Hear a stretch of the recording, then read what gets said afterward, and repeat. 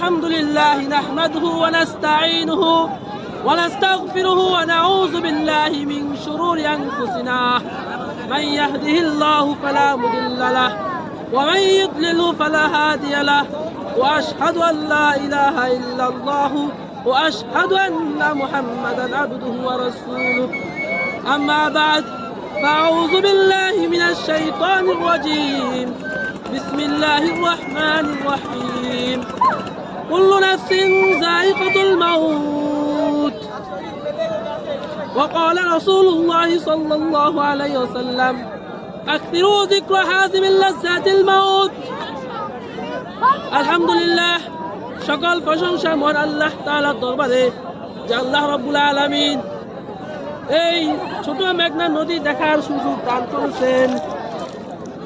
সেই মহান আল্লাহ রাব্বুল আলামিনের নিকট লাখো শুকরিয়া আদায় করি আলহামদুলিল্লাহ।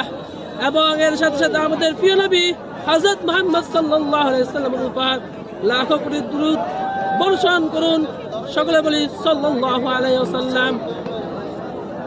আমি খুতবার মধ্যে একটি আয়াত কারিমা তেলাওয়াত করেছি এবং একটি হাদিস পাঠ করেছি যে আল্লাহ তাআলা রব্বুল আলামিন কুরআনুল কারীমের মধ্যে বলেন যে কুল্লু নাফসিন যায়িকাতুল মাউত, প্রত্যেক নফসকে মৃত্যুর স্বাদ গ্রহণ করতে হবে।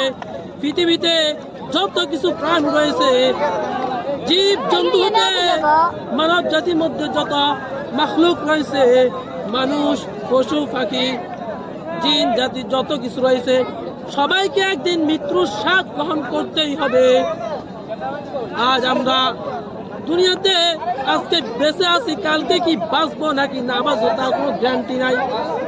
অথচ আমরা আল্লাহ রাব্বুল আলামিনের অবাধ্য হয়ে আছি, 5 ওয়াক্ত নামাজ আদায় করতেছি না, আমরা আখিরাতের ভয় অন্তর রাখতেছি না যে আমাদের কি করণীয়, আল্লাহ তাআলা রাব্বুল আলামিন আমাদেরকে দুনিয়াতে কেন পাঠিয়েছেন যে আমরা তা ভুলে গেছি।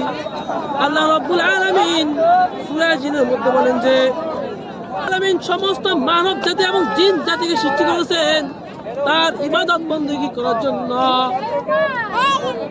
আর আল্লাহ তাআলা আমাদেরকে যে উদ্দেশ্যে সৃষ্টি করেছেন, আমরা তা থেকে বিমুখ হয়ে বিভিন্ন দুনিয়ার মধ্যে ব্যস্ত হয়ে আছি।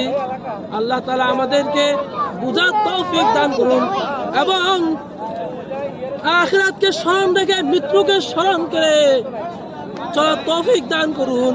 এবং আমি একটি হাদিস পাঠ করেছি যে রাসূল করিম সাল্লাল্লাহু আলাইহি ওয়াসাল্লাম বলেছেন যে আকসিরু যিকরা হাযিমিল লাযযাতিল মাউত, তোমরা অধিক পরিমাণে মৃত্যুকে স্মরণ করো, কেননা মৃত্যু দুনিয়ার স্বাদকে ধ্বংস করিয়া দেয়।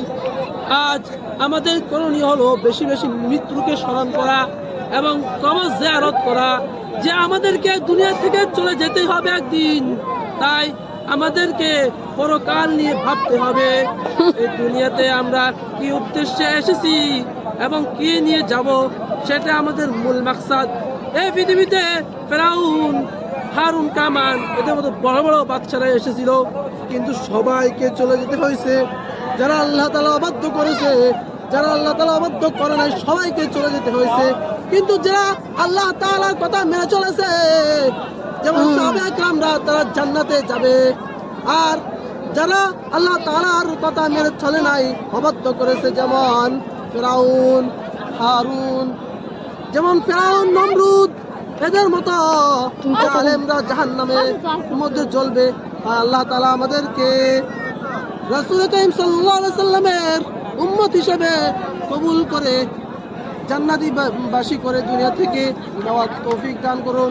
এজন্য আমরা সকলে আল্লাহ তাআলার দরবারে এই জন্য সবসময় দোয়া করবো যে আল্লাহ তাআলা আমাদের ঈমানের সহিত যাতে মৃত্যু দান করেন। তাই আমি এটুকু বলেই আমার বক্তব্য শেষ করলাম। সকলেই দোয়া করবেন, আমিন।